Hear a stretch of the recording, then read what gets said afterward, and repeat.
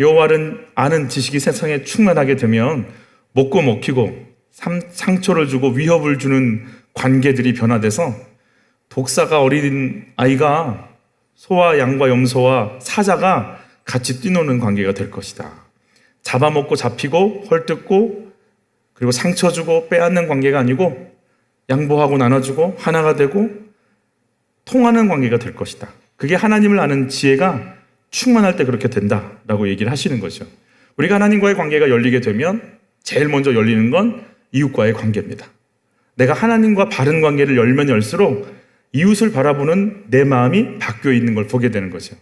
이웃과의 관계를 내가 아무리 머리를 쓰고 짬에서 어떻게 풀어갈까를 연구하면 자책이 옵니다. 화가 납니다. 억울합니다. 분노가 올라옵니다. 밉습니다. 그리고 다 용납한 것 같지만 용납이 아니고 내가 너 용서해 주고 있는 거야. 오만과 자만으로 내가 너를 안 건드려 주고 있는 거야. 내 의를 쌓습니다. 나중엔 이게 다 폭발하고 나중엔 억울해서 견딜 수가 없습니다. 용서와 용납은 내가 너를 용납해 주는 거야가 아니고 상대방의 마음, 상대방의 입장, 상대방이 이해가 될 때만 가능한 거거든요.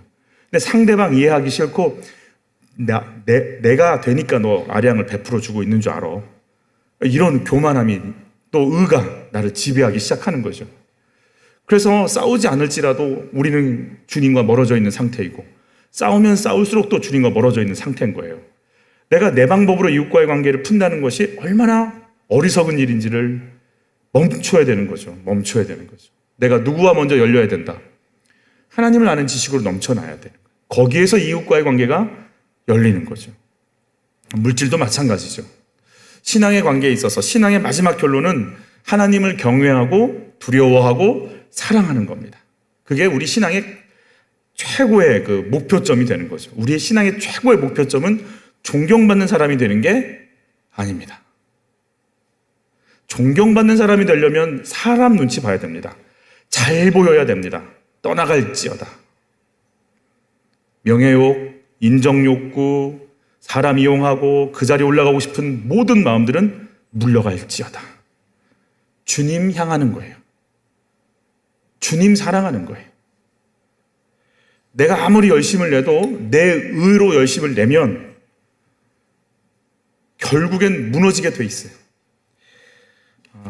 전 이분에게 직접 들은 얘기인데 아직 제가 그게 언제 일어난 일인지를 제가 체크를 못 해봤는데 학군제가 발표가 되기, 8학군제가 발표가 되기 전에 이분이 반포에 있는 아파트를 2,300만 원에 샀대요.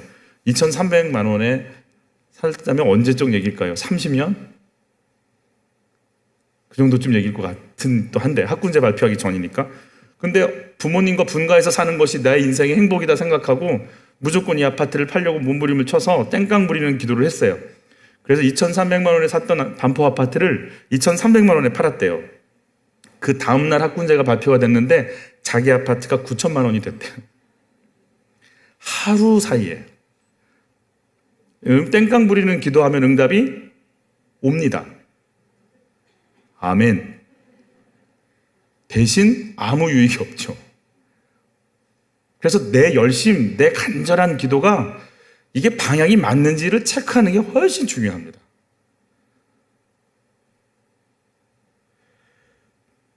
응답하지만 시편 106편에 응답하실 것이지만 네 영혼은 파리해진다. 네 영혼은 힘을 잃을 것이다. 그래서 저희가 방향을 잘못 잡고 이게 무슨 말인지를 깨닫지 못하면 어리석은 판단을 하게 되고 어리석은 데 힘을 쓰게 되는 거죠. 교회에서 막 승리하였네, 막 예수 이겼네, 막 승리하였네, 막 승리하셨습니다. 그래가지고 용기를 얻어가지고 맨날 집에 가서 남편한테 승리했다고. 그러면 그게 얼마나 가정을 깨트리고 사단이 승리하게 하는 일인지 알 수가 없잖아요. 진짜 예수가 승리했단 말이 뭔가, 이겼다라는 말이 뭔가를 알아야죠. 그냥 내가 원하는 대로 됐다라는 얘기가 아니잖아요. 사망 권세 이겼다고 막 찬양하는 건 예수님 십자가 지고 죽으셨기 때문에 나오는 고백이잖아요. 뭐가 승리한 거고 뭐가 이긴 거예요. 땅 파는 기계 있다고 막 땅 막 파고 다니면 어떻게 돼요? 도로가 있고 상하수도가 있고 길이 있고 건물이 있는데 그 힘을 어느 방향을 어디를 파야 할지 정확한 목표점을 찾고 가야지 이게 열리지. 그런 힘이 있고 능력이 있다고 막 힘을 쓰면 어떻게 되냔 말이에요. 막 기도한다고 기도하면 돼. 막 기도한다고 될 일이 아니잖아. 이게 욕심과 욕망에서 시작이 됐는지, 음욕과 정욕에서 시작을 했는지, 미움과 혈기에서 시작을 했는지, 안가품하고 싶어서 시작한 기도인지 나를 분별해야 되잖아요. 내 속에 그냥 정욕 덩어리가, 욕망 덩어리가 있어서 기도하면 어떻게 되겠어요? 이게 정리가 안 됐는데 최선을 다해 기도하면 뭐 하겠냔 말이에요. 응답하지만 네 영혼은 파래해진다고 그랬잖아요. 이제 정말 우리 기도 못할 것 같아요. 이제 먼 기도를 하면 파래해질까 봐, 그죠? 소림사 18관문을 통과하면 무슨 일이 벌어지죠? 점이 찍히나요, 이렇게? 부모님의 원수를 갚으러 이제 속세를 향해 떠나는 거 아니겠습니까? 저희가 성령 충만함의 최종 목표는 뭡니까? 하나님의 훈련을 받고 나서 딱 속세를 향해 떠나실 때 우리는 어떤 목적 가지고 이렇게 하나님의 훈련을 받는 거죠? 하나님 사랑하고 경외하고 이웃을 내 몸같이 사랑하려고 그 훈련 다 받는 거 아니겠어요? 우리의 목적은요, 하나님 경외하고 이웃 사랑하는 데 있습니다. 이게 우리 신앙생활의 모든 목적의 초점입니다. 이 목적과 벗어나면 나 지금 잘못 가고 있구나. 그 금방 알 수 있는 거예요. 이 응답 받아가지고 기필코 뽐내야지. 이제 그런 거예요. 이제 방향 잘못 잡은 거예요. 성령 충만해서, 그래서 성령 충만한다고 막 뛰어다니면 절대 안 되는 거예요. 성령 충만하면 철저하게 주의 뜻이 뭔지 듣고 싶고 알고 싶어서 잠잠히 기다리게 돼 있어요. 빌립 집사처럼 어디 가, 떠나, 멈춰, 그 사람한테 가, 그 얘기 듣고 싶어서요. 성령 충만하면 주님 앞에 더 민감해지고 싶은 거예요. 막 뛰어다니는 거 아니에요. 성령 충만하면 철저하게 내가 하나님 뜻대로 살고 있는지, 내 말, 내 행동, 내가 하는 거 버릴 게 뭔지, 주님 뜻에 어떻게 쓰임받을지 더 하나님 앞에 가고 싶은 거예요. 다른 생각도 잘 나지 않아요. 그래서 철저하게 하나님 뜻 품고 살아가는 사람, 그게 성령 충만한 사람이거든요. 그래서 하나님은 하나님 뜻 알고 이웃을 사랑하고 하나님 경외할 줄 아는 그 한 사람을 세우는 순간, 하나님은 그를 통해서 세상 사람들을 얼마든지 하나님의 일을 그 사람을 통해 이루실 수 있기 때문에, 하나님은요, 그 하나님의 뜻에 포커스를 맞춘 그 한 사람을 세우는 것이 가장 큰 목표가 되는 거예요. 그냥 힘있게 기도해서 막 응답, 그것도 중요한데, 정말 하나님이 이 시대에 뭘 원하시지? 내가 지금 이 상황에서 우리 가정에서 뭘 해야 되지? 하나님 뜻이 어떤 것인지 막 가슴에 품고 그걸 향해서, 그 포커스를 향해서 딱 잡고 가고 싶은 그 한 사람을 하나님 찾기를 원하시는 거죠. 여러분, 그래서 주 예수를 믿으라. 그리하면 너와 내 집이 구원을 얻는 거예요. 그러니까 한 사람 예수 믿으면 돼요. 그럼 그 사람이요, 구원받고 그 사람이 속한 가정, 그 사람이 속한 일터, 그 사람이 속한 공동체는요, 주님 어떻게 이 사람을, 어떻게 내 아내를, 어떻게 내 남편을, 어떻게 내 아들들을, 어떻게 내 상사를 어떻게 해야 될지 주님 가르쳐 주세요 하고 주님과 교제하면서 이걸 풀어갈 줄 알기 때문에 그 한 사람이 세워지는 걸 원하는 거죠. 예수님이 사단이 너희를 밀가부르듯 하려고 했지만 베드로야 내가 널 위해 기도할게 그러잖아요. 예수님 베드로 위해 기도하세요. 베드로 쓰는 순간 초대교회에 섭니다. 하나님 뜻 붙잡고 나갈 수 있는 그 한 사람 세워지면 그 공동체 삽니다. 내 만족, 내 배 채우는 것 뒤로 해버리고 하나님 원하시는 뜻 뭔지 속에 품고 가려고 하는 한 사람 세워지면 그 나라 삽니다. 주님이 그래서 우리에게 그 하나님의 뜻 품을 수 있는 사람으로 우리를 훈련시키시는 과정 속에 우리가 있는 거죠. 여러분, 성령 충만 받으면 첫 번째 부부관계가 아름다워집니다. 왜냐하면 한쪽이 이렇게 싸우는 걸 포기하거든요. 그래서 성령 충만해지면 아내는 남편에게 나는 어떻게 복종할까? 남편은 내가 아내를 향해 어떻게 사랑을 할까? 그 고민 속에 들어가기 때문에 성령 충만의 첫 번째는 부부 관계가 아름다워지는 겁니다. 성령 충만해지는 순간부터 부부 관계 두 번째, 바울이 했던 모든 관계의 도식 속에 첫 번째는 하나님, 따라서 하시죠. 하나님이 먼저입니다. 부부가 하나 되는 겁니다. 부모님을 공경하는 겁니다. 그 다음에 자녀예요. 이 관계가 틀어지잖아요. 그러기 때문에 이제 집안이 이제 흔들리기 시작하는 거죠. 우리 집안에서 가장 위에 있는 윗선은 누굽니까? 가장 이렇게 중요한 분들은 누구십니까? 누구긴 애들이지. 당신은 내가 시험 보는데 TV를 보고 있으면 어떡해요? 애들 반찬이에요. 손대지 마세요. 그러니까 이게 관계가 이렇게 꺾여버렸기 때문에요. 가정이요, 불안합니다. 남편은 갈 데가 없고, 아내는 막 강력하게 막 뭔가를 휘두르고, 자식들은 자기가 누군지 정체성을 잃고 자기 마음대로 해도 되는 줄 알고 질서가 안 잡히기 시작하는 거죠. 그래서 주님이 찾아오실 때 그 질서를 찾고 하나님 앞에 자기가 어떤 위치에 있어야 되는지를 놓고 그 속으로 딱 들어갈 줄 아는 그 한 사람, 그 사람을 찾기를 원하시는 거죠. 여러분, 오병이 어때? 이렇게 말씀하시죠. 뭐라고 얘기하냐면, 이렇게 말씀하시면 친히 어떻게 하실지를 누구를 시험하고자, 빌립 시험하고자 하는 거였어요. 그러니까 오병이, 우리는 오병이어를, 물론 그게 이제 요한복음에는 성찬식과도 연결되어 있는 부분이기도 하지만 예수님의 계획 속에서는 이걸 통해서 누구를 지금 믿음을 주고 싶은 거예요. 빌립에게 믿음 주고 싶은 거예요. 이 사건 통해서 우리는 아니요, 어떤 그 한 사람이 눈 뜨고 마음 열고 세워지길 원하는 사건인 거예요. 오병이어가 있다고 해서 인류 역사가 어떻게 됐나요? 물론 됐지만 하나님의 관심은 빌립 세우고 싶은 거예요. 근데 그때 누가 와서 이렇게 물고기를 드립니까? 물고기 5마리, 떡 5, 5병, 2어, 물고기 2마리구나. 하여튼 그럼 이제 누가 안드레가 되죠? 안드레가. 주님이 하시면 되죠. 보잘것없지만 어떻게 하겠어요? 이거라도 어떻게 좀 해보시면 안 될까요? 그리고 그냥 일단 주님께 문제를 가지고 가는 그 한 사람 통해서 그 사건은 진행이 되는 거죠. 여러분, 우리 이제 중요한 구절 한번 같이 읽어볼게요. 뜻을 풀어 그리스도가 해를 받고 죽은 자 가운데서 다시 살아나야 할 것을 증언하고 이르되 내가 너희에게 전하는 이 예수가 곧 누구다? 그리스도다. 그리스도란 말은 구원자란 뜻이잖아요. 예수가 구원자이십니다. 다시 우리 같이 고백해보죠. 예수님이 내 자녀의, 우리 가정의, 물질의, 육체의 구원자이십니다. 이게 믿음이거든요. 예수 믿고 천국 가는 것도 예수가 그리스도라는 믿음이지만 내 모든 삶을 구원하실 수 있는 분은 누구시다?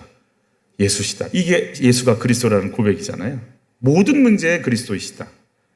이게 예수가 그리스도라는 믿음이에요. 이 믿음이 오늘 우리를 살아가게 만드는 거죠. 또 있습니다. 바울이 하나님의 말씀에 붙잡혀 유대인들에게 예수는 그리스도라 밝히 증언하는, 예수가 그리스도라는 거죠. 여러분, 예수님이 모든 문제의 구원자이심을 믿습니다. 이 마음이요, 우리 내면에 딱 자리를 잡아야 돼요. 아멘? 다시 한번, 예수는 그리스도이십니다. 주님이 그러시죠. 네 남편, 하나님, 저희 남편 좀 축복 좀 해주세요. 기도했는데 주님이 그런 마음과 영감을 주시죠. 남편 성질이 못됐는데 어떡하나, 저렇게 못된 성질에 주님이 무슨 은혜를 주시나, 아닌 것 같다. 여러분, 그런 마음이 올 때 어떻게 하면 되겠어요? 여러분, 기도해보니까 남편 성질이 좀 안 좋아. 아이들을 좀 축복해달라고 기도했는데 아이들이 상태가 안 좋아. 지랄 총량의 법칙이라고, 이게 지랄을 떨어줘야 되는데 사춘기 때 안 떨면 20대 가서 떨고 안 되면 커서 떨거든요. 그러니까 사춘기 때 하는 게 좀 낫다라는 평가를 하시더라고요. 보니까 애들이 상태가 안 좋아. 영 아니야. 상태들이 안 좋아. 성질이 좀 못됐어. 내가 봐도, 야, 너 주님께 복 받기 글렀다 라는 마음이 올라온다면 어떻게 하시면 되겠어요? 따라서 하시죠. 예수는 그리스도이십니다.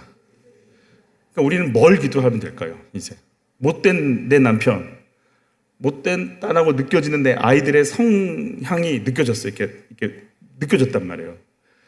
내가 봐도 영 아닌 거예요. 그럼 어떻게 하면 돼요?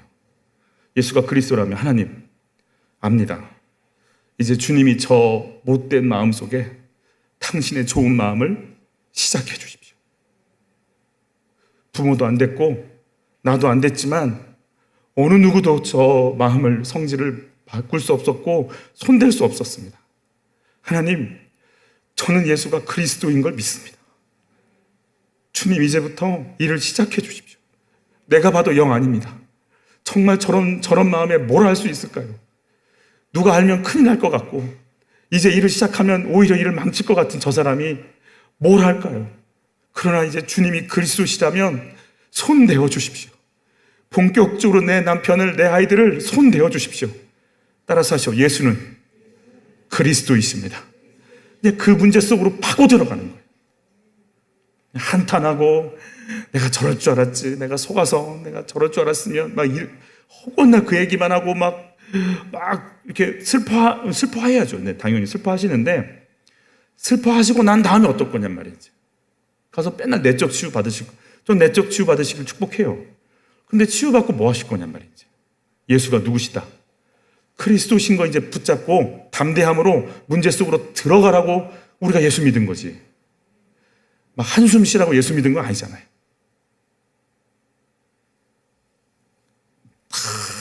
못난 나 만나서 내 남편이 저렇게 고생해. 내가 이 가정에 들어와서 이 문제가 풀리지 않고 남편도 풀리지 않아. 내 잘못이야, 내 죄야, 내 탓이야. 그래요. 그렇게 하다 보면 나중엔 자학을 하기 시작하는 거 아니에요? 그래서 이런 착한 생각까지 합니다. 내 남편이 다른 여자 만났으면 더 좋았을 텐데라는 이런 귀한 생각도 하시면서 나중에 막 자살까지 가는 거 아니에요? 나 같은 게 있어야 될 의미가 없고 내가 여기 있어야 될 뭐가 있나? 자책하고 자학하고. 이게 온전한 회개인가요? 다시 한번 저 따라서 하시오. 예수가 그리스도이십니다. 그러면 하나님, 제가 한 일이고 제가 저질렀고 제가 못났고 제가 잘못 키웠고 제가 잘 품지 못했고 제가 기도 못했고 제가 판단 잘못한 거 내 죄인데 여기서 나를 구원하여 주옵소서. 내가 저질러 놓은 이 일들 정말 감당할 수 없고 연약하고 어리석고 부족한 거 아는데 그러니까 예수여 나를 구원하여 주옵시고 그 예수여 내 남편을 구원하여 주옵시고 예수여 우리 집을 구원하여 주옵소서. 일곱 어느 누구보다 더 많이 예수가 그리스도라고 외치고 그 속으로 들어가야 되는 거죠. 내가 예수를 믿나? 예수가 모든 부분의 모든 분야의 구원자이신 걸 내가 믿나? 주여 예수가 모든 부분의 구원자이심을 내가 믿나이다. 이 믿음이 오늘 우리에게 들어가기를 예수님을 축복하는 거예요.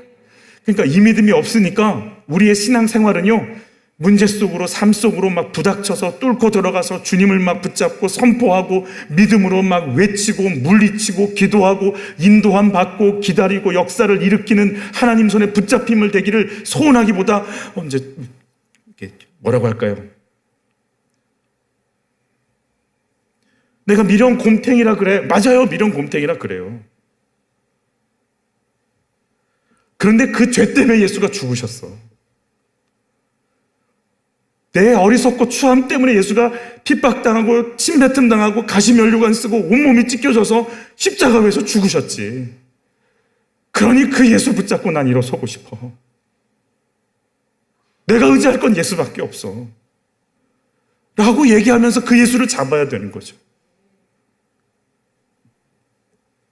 이 고백을 하면서 그러니까 주님, 내가 지금 내 자녀들에게 줄 떡이야. 걔들한테 줄지 않아. 아멘입니다. 맞습니다. 그런데 거기서 떨어진 부스러기라도 걔들이 먹지 않습니까? 나에게 그 은혜를 좀 주십시오. 나는 당신의 은혜 아니면 갈 수 없는 존재입니다. 나 그거라도 좀 받고 싶습니다. 그리고 예수께 막 달려들어야 되는 거 아니에요? 오늘 우리들의 교양이 떠나가기를 축복하고, 오늘 우리들의 얌전히 떠나가기를 축복하고, 오늘 우리들의 그 주춤거림이 떠나가기를 축복하고, 내가 예수 아니면 만날 수 없고 살 수 없다가 우리 영혼 속에 고백이 돼서 막 달려들기를 축복합니다. 아멘이 이 정도 나온다는 것은 먹고 살만하다. 우리 아들은 잘 컸다. 내 남편 나 사랑한다. 나 연금 잘 나오고 있다. 고난 있는 사람들은 아멘 열심히 해라. 그런 말인가요? 곧 옵니다. 베드로가 보자기에서 싸서 환상이 내려오는데 고넬료가 보낸 사자가 등장하죠. 그러면 베드로가 그거 놓고 막 하나님 물러가라고 그러잖아요. 물리치잖아요. 이 사건을 하나님 뜻으로 볼 수 있는가? 이게 지금 옳고 그름으로 문제를 보는 게 아니라 하나님의 뜻으로 이 사건을 볼 수 있겠나? 그래서 하나님은 고난이라고 하는 사건들을 우리에게 붙이시면서 우리를 가르쳐 주십니다. 내가 얼마나 못됐는지, 내가 얼마나 그리고 내가 의지하는 예수가 얼마나 귀한지, 세상 만사가 하나님 뜻대로 되어져 가는 것이구나, 이걸 깨닫게 하시는 하나님의 간섭이 있으신 거죠. 여러분, 내 죄를 보고 내 악함을 보고 내 추함을 보잖아요. 그러면 내 약함 속에서 구원으로, 생명으로, 은혜로 인도하시는 예수를 만나면 만날수록 내가 얼마나 더럽고 추하고 우리 주님이 얼마나 거룩하고 온전한지를 극과 극으로 더 알게 되는 거예요. 그래서 내 마음속에 고백하고 생각하고 소망하는 게 뭐가 남냐면 예수님밖에 없구나, 이것만 남게 돼요. 예수님밖에 없구나. 교회 자랑하시면 안 되는 거예요. 예수 자랑하셔야 돼요. 나는 그 교회 가서 예수 만났어, 그래야 돼요. 전도의 원칙이잖아요. 교회 자랑하고 담임 목사님 자랑하는 거. 물론 제가 좀 얼굴이 되고 아멘 안 하시는 분들이, 그러나 우리는 예수 자랑하는 거예요. 내가 죄인인 걸 느끼고 내 허물을 느끼고 나의 연약한 걸 느끼면 느낄수록 그런 나를 위해 죽었다, 너를 살리겠다, 너를 인도하겠다, 내 언약은 온전하다고 영원까지 이르겠다는 그 예수를 더 경험하게 되는 거예요. 그래서 내가 붙잡고 내가 얘기하고 싶은 건 오직 한 분 예수밖에 없는 거예요. 우리가 막 머리에서 발끝까지 예수밖에 없음을 아는 은혜와 능력이 있기를 축복해요. 신앙생활의 목표는 그래서 주님밖에 없어요. 신앙생활을 하면 할수록 주님밖에 없어, 주님밖에 없어, 주님밖에 없어, 이 얘기만 나오기 시작하는 거예요. 주님이 전부야. 그래서 나중에는요, 문제 해결을 위해서 예수를 붙잡지만 문제 해결 때문에 예수가 필요한 게 아니라 문제 속에 들어가 보니 내가 얼마나 엉망인지를 아는 나를 보면서 주님밖에 없다는 걸 깨닫고 나서는요, 이제부터는 문제 해결되는 거 중요하지만 진짜 중요한 건 내가 주님을 붙잡고 주님이 날 붙잡아 주시는 것이 가장 중요한 것이구나를 알게 되기 시작하는 거죠. 그래, 다윗이 밧세바를 범하고 나서 야, 내가 너한테 이제 너 이렇게, 그리고 막 하나님 경고하실 때요, 다 받아들이지 않습니까, 다윗이? 그리고 한마디 합니다. 주여, 주의 성신을, 주의 성령만큼은 내게서 거두지 마세요. 제가 다 당할 테니까 하나님 당신과 나와의 관계가 끊어지는 것만큼은 그거는 안 돼요. 그 관계를 끊어주지 마세요. 제가 혼이 날 테니까요, 주님 나 붙잡아 주시고, 나 주님 붙잡고, 나 주님 부르면 주님 응답해 주시는 주님과의 관계는요, 절대로 안 돼요. 내가 잘못한 건 맞으니까요, 주여 나를 잡으소서, 나를 떠나지 마옵소서. 주님이 제일 중요하기 때문에 그래요. 어린아이의 신앙, 죄짓고 맨날 용서를 비는 신앙이라면, 청년의 신앙은 물러가라, 떠나가라, 막 이거 대장부 같은 나가는 신앙이라면, 신앙이 성숙해질수록 아버지, 저는 이런 존재고요, 저는 이렇게 악할 수밖에 없고요. 저는 이렇게 추할 수밖에 없고요. 이런 모습 이미 보셨는데도 불구하고 저 받으셨고요. 저 사랑하셨고요. 내가 죄인인 걸 알기도 전부터 피 흘리셨고요. 그런 나를 지금도 기다리고 계시고요. 지금도 나를 응원하고 계시죠. 저는 주님밖에 없어요. 내가 나를 고칠 수도 없고요. 내가 나를 돌이킬 수도 없고요. 주님이 은혜 주시지 않으면요, 나는 이렇게 기도할 수도 없고요. 머리에서 발끝까지 저는요, 주님밖에는 없거든요. 이 모습 이대로 주님 받으시고요. 내 형편도 하시고요. 내 상황도 하시고요. 장사가 되든 장사가 안 되든, 애들이 말을 잘 듣든 애들이 말을 안 듣든, 내 몸이 안 아프든 내 몸이 아프든 주님이 아시죠. 내가 주님 속에 있고요. 주님밖에는 없거든요. 주님께 올려드릴게요. 주님 나를 인도하소서. 내 시작과 끝이 주님이신 걸 아는 거예요. 주님 놓치면 내가 아무것도 아닌 걸 아는 신앙이, 그게 가장 아름답고 귀한 신앙이에요. 신앙생활에 들어갈수록 내가 아무것도 아니구나.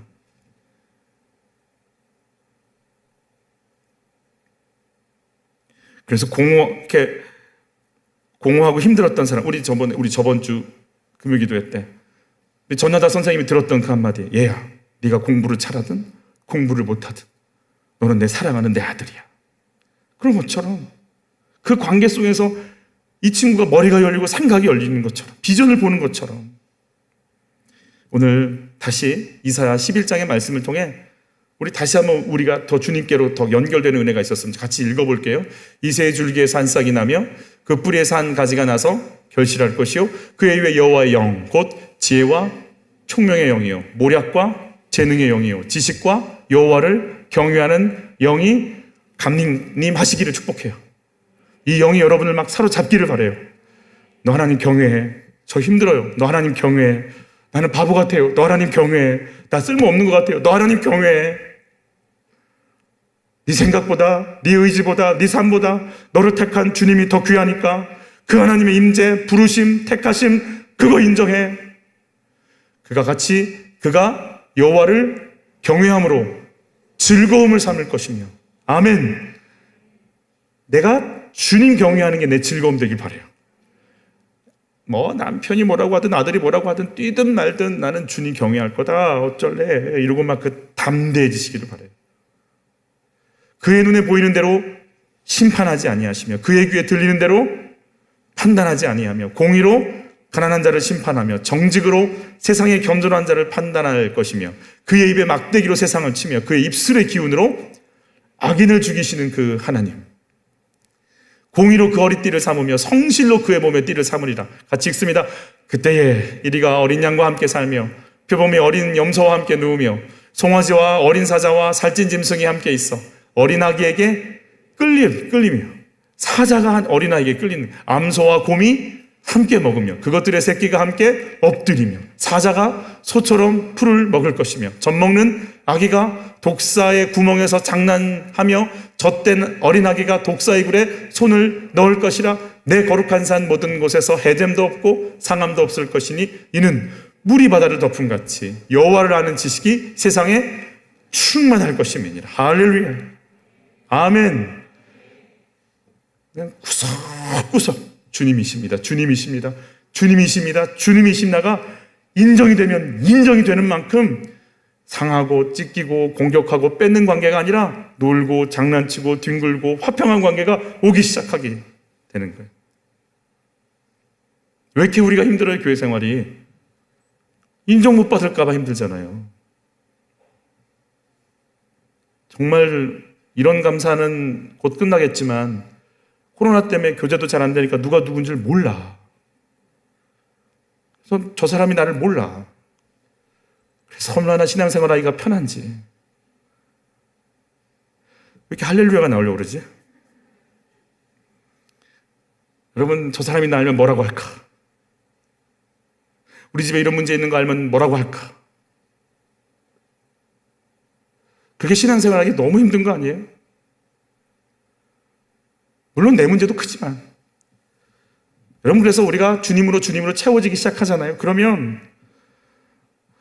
그래서 내가 주님의 지혜와 지식으로 꽉 차 있는 사람들이 서 있기만 하면 그곳에서 이제 하나님의 평화가 시작이 되는데요. 그래서 그 사람들은 자식 문제 해결되면, 남편 문제 해결되면 이렇게 얘기하지 않습니다. 예수가 나의 힘이요, 예수가 나의 능력이요, 예수가 나의 모든 것이요. 그거 예수 자랑합니다.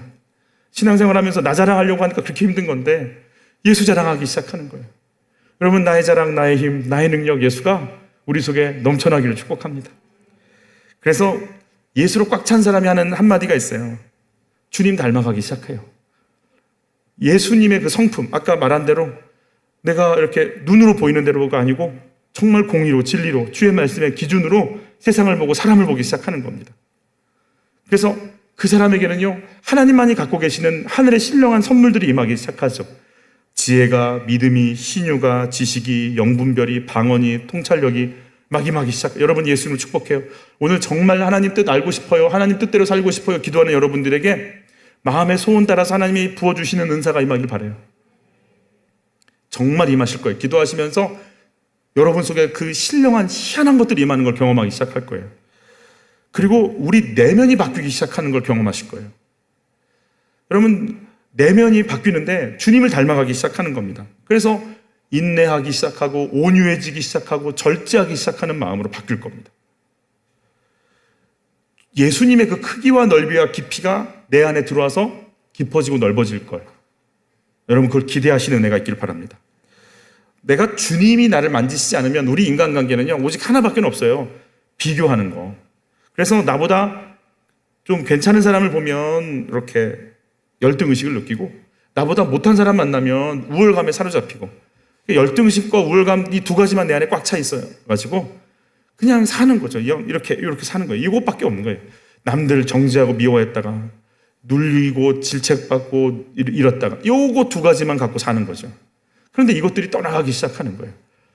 내가 모든 사람이 하나님 알지 못하는 죄인이고, 모든 사람에게 은혜가 필요하고, 내 눈에 보여지는 문제들 속에 하나님이 어떤 은혜를 구해주라고 하시는지, 내가 왜 이 사건, 이 사람을 만났는지, 상대를 만나는 모든 게 사명이고, 내가 뭘 해야 될지 눈이 열리기 시작하는 삶, 이게 하나님 인정하는 사람의 삶이 되기 시작하는 거죠. 여러분, 그래서 우리 속에서 막 변화가 될 거예요. 미움이 막 떠나가고 내 안에서 막 사랑하고 싶은 소원들이 올라오기 시작할 걸 믿습니다. 불신앙이 막 떠나가고 이건 하나님의 사건이야, 하나님이 하실 걸 믿어. 그럼 내 속에서 막 믿음이 자라나기를 시작할 겁니다. 내 안에서요, 나밖에 몰랐던 사람이 공동체를 생각하고 상대방을 생각하고 내가 어떻게 해야지 이 공동체가 살 수 있을지, 어떤 것이 덕스러움인지를 생각하기 시작하는, 넓어지기 시작하는 거예요. 그리고 어떤 분은 절제가 잘 안 되는 분이 있어요. 혈기도 많고, 그리고 혈기도 많고 절제도 안 되는데 다른 한면에서는 또 그러기 때문에 더 심하게 낙심하고 낭망하는 분이 계시거든요. 이런 상태에 있는 분들이 주님을 닮아가면서 자기 절제가 이루어지기 시작하는 거예요. 나의 나 되면 오로지 주의 은혜라고 얘기하기 시작하는 거죠. 그래서 이런 분들이 입에서 나오는 건 멈추지 않고 나오는 단어가 은혜예요. 은혜로 됐어. 주의 은혜가 왔어. 주의 은혜가 왔어. 주의 은혜가 왔어. 여러분, 껍질이 깨지는 은혜가 임하시기를 바라고, 사람 눈치 보는 것들이 떠나가는 은혜가 임하시기를 바라고, 주님 바라보면서 담대해지고 용감해지는 은혜가 있기를 바라고, 문제 속에 파고 들어가서 문제를 뚫고 하나님의 역사를 이끌어내는 하나님의 능력과 권능의 은혜가 임하시길 바라요. 그 은혜가 임해야 된다고 우리 이렇게 앉아가지고 하나님, 이제 우리 공동체에 뭐가 필요할까 이렇게 기도하는 그런 마음 너무 주셨어요. 제가 그런지 여러분이 그런지 너무 사람 눈치 본다는 거예요. 사람 눈치 보지 말라는 거예요. 고난당할 때 은혜 주고 싶어서 우리를 기다리고 계세요. 고난당할 때 주님께 가면 갈수록 그 사람이 응답하시는 거 경험시켜 주시는 그 고난이 하나님 경험하는 시간이 되게끔 우리에게 허락하시는 장소가 되고 시간이 되는 거죠. 그래서 성령께서 오시잖아요. 그러면 문제를 해결해 주는 게 아니에요. 문제를 주시고요, 말씀을 주세요. 그래서 말씀을 가지고 분별하게 하세요. 말씀을 가지고 뭐라고 하시느냐면, 얘야, 인간 방법 쓰지 말고 좁은 길로 가라. 얘야, 십자가 지고 가라. 얘야, 이 문제 주님 길, 주님이 원하시는 방법대로 너 거기 서 있어라. 그리고 나를 말씀으로 자꾸 양육하세요. 너 이 길만 계속 가야 된다. 네 인간적인 생각 들어가지 않게끔 해야 된다. 그러면서 우리가 주님의 길을 가는 자로 우리 체질을 바꿔버리세요. 문제는 내버려 두세요. 세상의 모든 걸 변화시키실 수 있는 이분이 문제는 계속 내버려 두시고 자꾸 나를 바꾸세요. 왜냐하면 주님은 주님 따를 수 있는 그 한 사람이 필요하니까 그래요. 이사야서 30장 좀 같이 받을게요. 그러나 여호와께서 기다리시나니 이는 너희에게 은혜를 베풀려 하심이요 이러 나시리니 이는 너희를 긍휼히 여기려 하심이라. 대저 여호와는 정의의 하나님이시라. 그를 기다리는 자마다 복이 있다. 기다리래요. 기다린다는 건 뭐예요? 해결 안 됐다는 얘기예요. 해결 안 돼. 근데 너 기다리는 거 배워. 누구를? 주님을. 계속 읽죠. 시온에서 거주하며 예루살렘에 거주하는 백성아, 너는 다시 통곡하지. 이사야서 자체가 포로로 끌려가는 자들의 아픔의 노래잖아요. 다시는 통곡하지 아니할 것이다. 계속 읽죠. 그가 내 부르짖는 소리로 말미암아 내게 뭘? 은혜를 베푸시되 그가 들으실 때에 내게 응답하시리라. 주께서 너희에게 환난의 떡과 고생의 물을 주시나 내 스승은 다시 숨기지 아니하리니 내 눈이 내 스승을 볼 것이며. 환난의 떡과 고생의 물을 마시고 있는 중에 주의 길을 가겠다고 구하고 찾는 자리에 있으면 다시는 스승이 감추어지지 않고 너를 이끄실 스승께서 너를 인도해 나가시는 것 경험하면서 이제 그 문제가 벗겨지더라도 그 스승 따라가면 된다는 걸 알고 그 스승의 인도를 받는 자가 될 거다.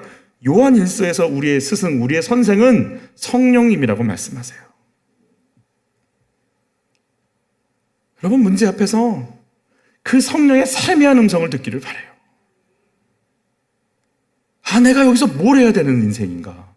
내가 지금 뭐 해야 되는 인생인가를 성령께서 가르쳐 주시거든요. 그 길 나는 끝까지 잡고 기다릴 거야 라고 하는 사람을 향해서요, 주님은 열어가시겠대요. 다시는 통곡하지 않을 거라는 거예요. 그리고 그 문제 지나가면 그 스승이 너를 영원히 인도할 거야. 그 스승 만나게 하시려고 그래요.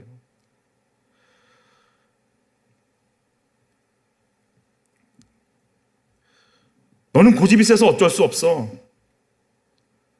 너는 너무 고집이 세. 이러면 어떡할까요? 성격도 이렇게 강하고 그러면 어떤 마음이 들을까요? 저 따라서 하시죠. 주님이 하시면 됩니다. 나는 할 수 없지만 주님이 하시면 됩니다. 이제 주님 뭐 하시면 돼요? 나도 나 못 꺾잖아요. 나도 나 어떻게 못 하잖아요. 이 교만, 이 혈기, 이 게으름, 이 낙심을 어떻게 못 하는데 주님이 이제 그걸 만지기 시작하시겠다고 작정하시는 거예요. 너 여호와를 기다려. 그 스승 되신 성령께서 너를 어떻게 이끄시는지 한번 봐봐. 어떤 분이 술을 팔았다고 그래요, 여인이. 그러면서 예수를 믿었어요. 근데 이분이 이런 마음이 드는 거예요. 마음속에 양심의 가책인 거죠. 나 술 팔아서 내가 얼마나 많은 사람, 요정 같은 데서 일을 했나, 어쨌나, 하여튼 뭐 그런가 봐요. 요정은 이런 요정이 아닌 거죠. 하여튼, 그래요. 그래서 남편들을 많이, 내가 그런 직업을 갖고 있었지. 그러니까 내 마음속에 네가 얼마나 많은 가정을 해쳤는지 알아? 그러니까 넌 3년간 우유 배달해. 그런 마음이 오더래요. 근데 여러분, 성령께서 주시는 음성이가 어떤 분이 이걸 이렇게 해석을 해주시는데 이렇게 하라는 거예요. 그래, 너 잘못했어. 지금까지 잘못 살았는데 그 죄 때문에 예수가 돌아가셨어. 그러니 이 죄 때문에 죽으신 예수님 의지합니다. 나의 허물 때문에 죽으신 예수 내가 의지합니다. 저를 용서하여 주옵시고 이제 용서받은 저는 어떻게 해야 당신께 헌신하고 인도를 받을지 내 시간, 내 몸, 내 마음 드리오니 나를 써주소서. 그 용서 속에서 하나님의 인도를 받으시라는 거예요. 죄책감으로 예수 믿는 거 아니라는 거예요. 저는 예수님의 용서가 여러분 속에 경험되어지시기를 바라고, 눌림과 잘못했지, 그 자학과 이곳이 아니라 그 용서하시는 예수, 십자가에서 날 위해 죽으신 그 예수를 내가 사랑하나이다. 그 예수가 나의 전부이십니다. 나의 허물 모든 것 짊어지신 예수여, 나를 받으시고 이제 나를 통해 나 이제부터 주님 따라가는 십자가 지고 이 사명 감당하고 싶으니 나를 쓰소서. 나를 새롭게 하여 써주시옵소서. 그리고 내 과거에 묶여있지 않고 내 상태에 묶여있지 않고 나를 씻으시고 용서하신 예수님 의지하고 새 길을 가자고 부르시는 거예요. 새로운 역사를 써내려 가자고 부르시기 시작하는 거예요. 여러분, 그럼 딱 물어볼게요. 자, 하나님 제 아들을 써주세요 기도를 하려고 하는데 아이들을 보니까 애들이 좀 잘난 체하고 교만해. 그럼 여러분 어떻게 하면 좋겠어요? 여러분이 보니까 물론 이제 그것까지 볼 수 있는 능력이 있으신 것 자체가 대단한 거죠. 내 새끼는 다 이쁜 게 아니라 쟤는 이렇게 교만해서 어떡하나, 쟤는 게을러서 이렇게 어떡하나, 쟤는 혈기가 많아서 어떻게 하나, 쟤는 저래서 어떡하나, 이런 마음이 올라오실 때 이걸로 끝나시면 안 되는 거라고 말씀드렸어요. 예수가 그리스도이시니까. 따라서 하시죠. 주여, 내 아들을 붙잡아 주옵소서. 주님, 아들을 놓고 딸을 놓고 어떤 기도를 해야 할지 가르쳐 주옵소서. 아멘. 자, 봤더니 내 아이가 좀 그래. 그러면 그 모습을 보고 쟤 어떡하려고 저래, 이런 마음도 드는 거 좋지만, 두 번째, 그런 마음이 오면 주여, 용서하신 주님, 이제 새 일을 좀 행해 주세요. 내 아이가 자기밖에 몰라요. 이기적이에요. 이제 내 아들이 넓은 마음 가졌으면 참 좋겠어요. 상대방 이해할 수 있는 아이였으면 참 좋겠어요. 기다릴 수 있는 아이였으면 참 좋겠어요. 배려할 수 있는 아이였으면 참 좋겠어요. 주님, 이 아이를 좀 축복해 주세요. 그러니까 표독스럽고 잘난 체하는 그 아들을 보는 순간에 내 안에서 이 기도가 막 터져 나와야 되는 거예요. 주님이 이 은혜를 저에게 좀 부어주세요. 저분에게 좀 그 은혜가 필요한 것 같아요. 목장 모임에 갔는데 막 자기 자랑하고 혈기 부리고 막 그런 분을 만났어요. 여러분 어떨 것 같으세요? 여러분이 목자라면 어떻게 반응하시면 좋겠어요? 응? 주여, 좋은 사람 보내달라고 그랬더니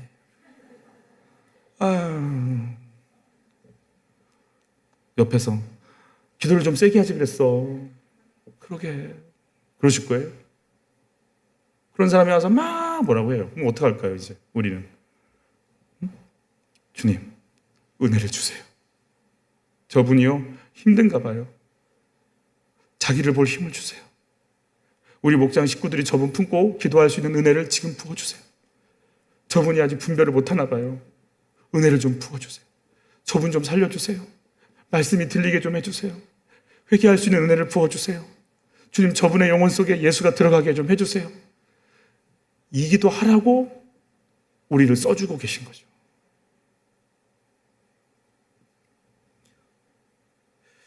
여러분, 그렇게 주님이 우리를 이렇게 고난, 부닥침의 상태들을 통해서 내 상태들이 드러나면서 나도 약하고 추하고 더럽고를 계속 보고 주님이 거룩하고 온전하고 용서하시는 분임을 계속 느낄 때마다 주님밖에 없음을 느낀 사람은 다른 사람을 만날지라도 그 사람을 평가하고 판단하는 게 아니라 그 사람에게 필요한 건 예수다. 이 고백이 터져 나오면서 같이 그 예수를 이야기하고 축복해 줄 수 있다는 거예요. 여러분, 오늘 그 은혜가 여러분에게 임하시길 바라요. 또 제가 자랑스러운 간증을 하나, 또 늘 저의 간증은 자랑스럽고 아름답고 그러지 않습니까? 아멘. 제가 부교육자 시절에 이제 명절이 돼서 이제 인사를 드리고 이제 고향 앞으로 하는 시간이 있었어요. 근데 또 그런 거 좀 잘 차리는 그런 교회여서 이렇게 한복을 좀 입고 애들은 막 한복도 입히고 막 그랬어요. 그리고 고향을 가고 그랬는데, 근데 부교육자들이 한 10몇 명 되는 교회, 12명 정도까지 됐었나? 12명이 넘었었나 보다. 다 교육전사님들 아침 막 한 거의 30명은 안 될 정도. 근데 거기에 가족들까지 모였으니 얼마나 많았겠어요. 그리고 대부분 아이들이 어리잖아요. 근데 제가 함께 있었던 부목사님 중에 한 아이가 ADHD가 좀 있었어요. 그러니까 이 친구는 여기 존재하는 것 자체가 힘들어요. 막 이렇게 막 땡깡 부리고 막 소리를 좀 내요. 이렇게 큰 소리로. 그럼 저희들은 이제 다 고향을 가고 싶은 마음이지, 누가 인사를 하고 싶은 마음이 있지만 그런 마음으로 모여 있죠. 어른에게 인사드리고 가야 된다고 하니까 이제 있지만 아이들이 막 이렇게 한 아이가 그렇게 막 우니까 마음이 좀 조급하기도 하고 분위기가 좀 그러기도 하고 막 그랬어요. 근데 저희 아이들도 그때 돌 막 지났고 이제 3살, 4살 됐던 그때였거든요. 제 안에 어떤 마음이 오냐면 제 안에서 아휴, 우리 아이가 쟤처럼만 안아보고 있으면 되지 뭐. 아휴, 너희들은 조용히 있어야 돼. 쟤처럼만 하지 않으면 돼. 이런 귀한 마음이 올라오더라고요. 이 분위기 상하게 하고 분위기 깨는 그런 상태만 안 오면 된다. 이런 굳은 믿음이 왔어요. 그냥 그분을 위한 위로 또 이렇게 챙겨주고 싶고 그 분위기를 주님 만져주세요. 이런 마음은 하나도 없는 거예요. 오로지 나만, 내 가족만, 내 아이들만 잘 보이면 된다. 나. 내 체면 이것만 저한테 꽉 있었어요. 참 하나님이 정말 살아계신 분이라는 걸 또 깨닫는 것은 이제 인사를 하려고 담임 목사님이 딱 들어오시는 순간 그 아이는 딱 울음을 멈추는 거예요. 그리고 누가 울기 시작했을까요? 누가 막 고함을 지르고 막 못 견디고 뒹굴고 너무 정확하게 그 아이가 했던 그대로 누가 할까요? 귀하고 예쁜 저희 아이들이 시작하는 겁니다. 그 어른들 오기 전까지 마음껏 했던 아이는 갑자기 조용해져서 세상에 순한 아이가 되었고 이 귀한 아이들이 날지라지 해주시는 과정. 세배는커녕 목사님이 저희 가정 어서 가.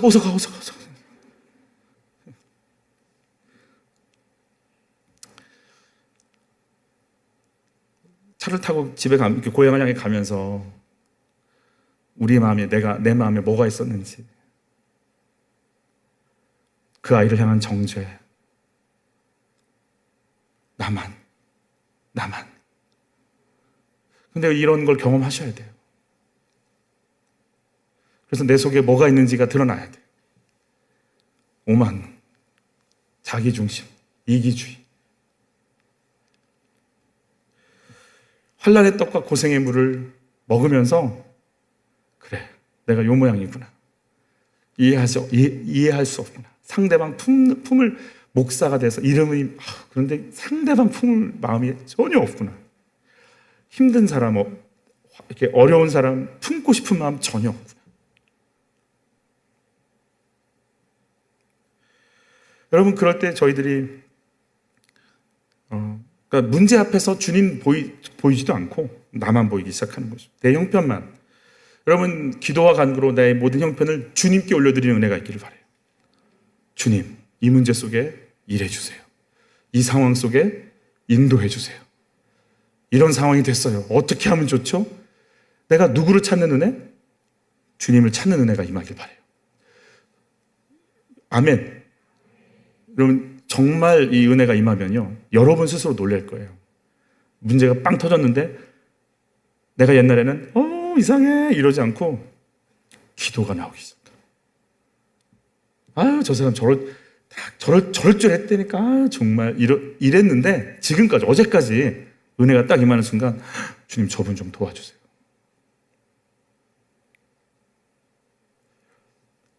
내가 한 번도 경험해 보지 못한 것을 시작할 거예요. 내 못된 쏘가지가 바뀌어서 주님 닮아가기 시작할 거예요. 그리고 이제 문제, 사건, 사람, 아픈 상처를 왜 만났는지 어떻게 해야 될지 그 속에서 하나님이 뭘 원하고 계시는지 그냥 주님의 눈이 열려서 보기 시작할 거예요. 사랑을 구하고 하나님 경외하고 이웃 사랑하려는 그 거룩한 마음을 품는 순간 환난의 떡과 고생의 물은 그대로 있지만 내 안에 변화가 시작될 거예요. 환경은 안 바뀌는 것 같은데 내 마음이 바뀌기 시작할 거예요. 놀라운 건 내 마음이 바뀌어서 그렇게 한 영혼들을 품고 사역을 감당하고 있는데 놀랍게도 환경은 바뀌어 있는 걸 경험하게 되실 거예요. 같이 한번 읽어보죠. 그가 내 영광을 나타내리니 내 것을 가지고 너희에게 알리시겠습니다. 그럼 내 안에 주님의 일이 어떻게 진행될까? 그 마음이 품어지세요. 교회 일이 생기면 주님의 일은 주님의 마음, 주님은 어떤 마음으로 이걸 보실까? 내 아이가 학교에서 이제 일이 생겼어요. 그러면 주님은 나에게 뭐라고, 무슨 마음이, 무슨 계획이, 어떤 소망이 있으실까? 이게 막 느껴지세요. 그게 느껴지기 시작할 거예요. 그 마음이 임하시기를 예수 이름으로 축복합니다. 로마서에 보면 우리 같이 읽어볼게요. 예수를 죽은 자 가운데서 살리신 이의 뭐가?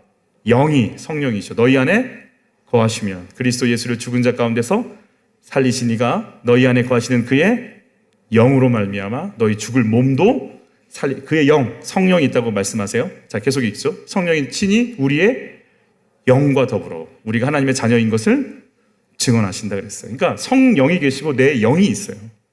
내 영이요, 성령의 지배를 받아야 돼요. 육체로 예수님 오셨을 땐 육체로 우리를 만나 주셨잖아요. 근데 부활하시고 나서 성령께서 예수 증거하시면서 내 영이 그 성령에 붙잡힌 바 돼서 영적 차원의 세계가 열리고 그 성령의 지혜와 영감을 통해서 가르침을 받으면서 이 땅을 어떻게 하나님의 눈과 마음으로 열어갈지를 가르쳐주기 시작하시는 거죠. 우리 그래서 같이 한번 읽겠습니다. 이와 같이 성령도 우리의 연약함을 도우시나니 우리는 마땅히 기도할 바를 알지 못하나 오직 성령이 말할 수 없는 탄식으로 우리를 위하여 친히 간구하시느니라. 할렐루야. 그래서 우리가 하나님 어떻게 하면 되죠? 뭘 어떻게 할지 지혜도 없고 영감도 없고 아무것도 없을 때 어떻게 하면 되죠? 라고 묻는 순간에 성령은요, 내 안에서 이렇게 저렇게 기도할 거리를 척척척척척 주기 시작하는 거예요. 어떤 분의 간증이에요. 20년 동안 이혼한 상태였는데 딸을 못 만나고 있었는데요. 아빠가 엄마가 얼마나 못된 여자인 줄 아느냐고 쇠뇌를 시켜놔가지고 이 딸이 엄마를 만나기 싫어하는 거예요. 어떻게 하겠어요? 자기 인생을 한탄하겠어요? 남편을 미워하겠어요? 주님이 이렇게 말씀해 주시더래요. 딸이 엄마가 너무너무너무 보고 싶도록 기도해줘라. 여러분, 내가 완벽하게 막힌 상태라고 느껴지는 이 순간에 하나님, 저 어떡하죠? 저 무슨 기도해야 되죠? 여러분, 성령께서 주시는 그 기도의 제목들이 여러분에게 임하시기를 바라요. 제가 좀 빨리빨리 넘어갈게요. 넘어가서 기쁘시죠? 이 마지막 이 구절 읽고 우리 같이 기도로 나가겠어요. 같이 읽습니다. 보라, 비록 주께서 이스라엘을 치셨다고 한들 이스라엘을 치던 원수들을 치신 것처럼 그렇게 가혹하게 치시겠느냐? 비록 주께서 이스라엘 백성을 죽이셨다고 한들 그 백성을 죽였던 원수들을 죽이신 것처럼 그렇게 무자비하게 죽이셨겠느냐? 진실로 그렇지 않다. 다만 주께서는 이스라엘이 잘못했을 때 그들을 적절하게 책망하시려고 그들을 포로되게 먼 땅으로 끌려가게 하셨을 뿐이다. 또한 뜨거운 동풍이 불어올 때 주께서는 거기에 좀 더 거센 바람을 불게 하셔서 그들을 멀리 불어 쫓아내셨을 뿐이다. 이렇게 하심으로써 주께서는 야곱의 죄를 용서해 주시고 또 이것으로써 이스라엘도 자신들의 죄를 용서받을 수 있게 된 것이다. 그러므로 이스라엘 백성 이후로 너희는 이방 우상을 섬기던 모든 제단들을 모조리 부수어 흰가루로 만들고 다시는 아세라 여신상이나 분향 제단을 세우지 말라 그랬어요. 비옥기는 우리 안에 고난이라고 하는 막 북풍이 불었는데 또 바람이 불어서 더 멀리 가게끔 하실 정도로 우리를 막 내치신 것 같은 상황이지만 이럴 때 내가 죄인인 걸 깨닫고 내 죄를 토해놓게 만드실 거라는 거예요. 그리고 내 안에 세워놨던 우상들이 다 깨어지는 걸 경험하게 될 거라는 거예요. 이걸 통해서 하나님은 우리를 붙잡고 정말 하나님의 이스라엘로 쓰시기를 원하시는 거룩함 속에 우리를 들어가게 하실 거라는 믿음이 있습니다. 비옥기는 오늘 우리가 다른 거 말고 다른 기도 말고 하나님 제 안에 있는 문제를 볼 수 있도록 좀 도와주세요.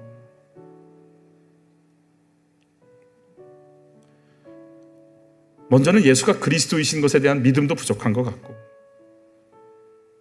내가 고난을 당하는 이 현장에서 내 모습, 내 상태를 내가 보는 것이 약하다면 내 속에 어떤 우상들이 세워져 있는지를 보게 해주셔서 이것들이 무너지기를 원하셔서 이런 것들을 주셨다면 그거 무너뜨릴 수 있도록 좀 도와주세요.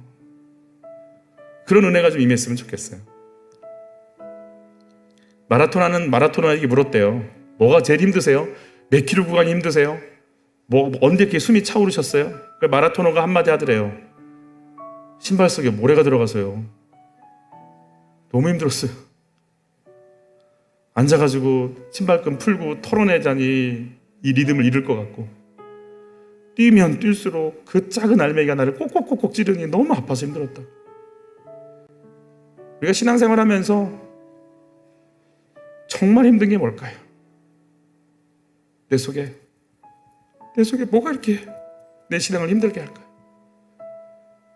내 안에 비교가, 내 안에 혈기가, 내 안에 그 우쭐됨이, 내 안에 그 원망이, 그 자포자기와 절망이, 그 두려움이, 이게 나를 너무너무 힘들게 하는 거예요. 일평생 나를 힘들게 하는 거예요. 주여, 예수는 그리스도이십니다. 여기서 나를 구해 주십시오. 나를 변화시켜 주십시오. 나를 새롭게 해 주십시오. 성령께서 내 영을 사로잡으셔서 내 속에서 말할 수 없는 탄식으로 기도하시는 그 기도 제목을 내가 듣고 싶습니다. 내 속을 변화시킬 때 하나님은 정확하게 나를 이끄실 걸 믿습니다. 어떤 분이 그 기도했대요. 하나님 이번 결혼식 축복해 주세요 막 기도했는데 하나님이 그런 응답을 주셨대요. 네 딸이 남편 꼭대기에 올라가 있다. 주님, 그럼 어떻게 할까요? 남편한테 복종하는 은혜를 구해줘야지. 여러분, 인간관계가 하나님, 부부, 부모, 자녀. 근데 부부 안에서도 남자와 여자의 위치가 있거든요. 그게 바뀌고 이게 순서가 어긋나 있으면 가정은 평안하지 않습니다. 여러분, 성령께서 주시는 영감을 따라서 정말 우리 안에서 어떻게 내가 지금 기도를 해야 되고 어떤 걸 새롭게 해야 될지 또 은혜를 얻는 은혜가 있었으면 좋겠어요. 우리 같이 찬양하면서 주님께로 나갈까요?